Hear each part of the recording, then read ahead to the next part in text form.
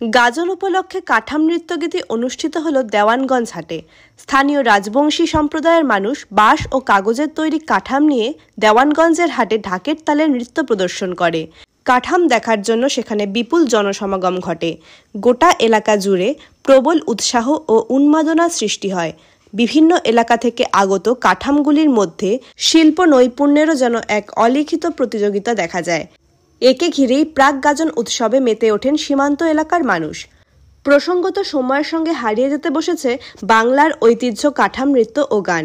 তবে কোচবিহার জেলার হলদিবাড়ি ব্লকের কিছু রাজবংশী সম্প্রদায়ের মানুষ আজও নিজেদের ঐতিহ্য বহন করে চলেছেন। উদ্যোক্তারা জানান, কাঠাম হলো বিভিন্ন দেবদেবী ও পশুর আকৃতির কাঠামো, যা বাঁশ ও রঙিন কাগজ দিয়ে তৈরি করা হয়। প্রতিটি কাঠামোর ভিতরে একজন করে মানুষ ঢুকে কাঠামোটিকে বহন করে চলে।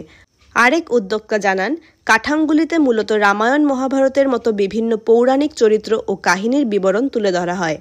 এছাড়া সাম্প্রতিক অর্থসামাজিক ঘটনাবলীও অনেক সময় কাঠামের মাধ্যমে তুলে ধরা হয়। পৌরাণিক চরিত্রের পাশাপাশি দেখা যায় পশু পাখিদের কাঠাম। হলদিবাড়ি ব্লকের দেওয়ানগঞ্জ গ্রাম পঞ্চায়েতের কাঠাম নৃত্যের নিদর্শক জানান, ঐতিহ্য ধরে রাখাটা এখন অনেক কঠিন ব্যাপার।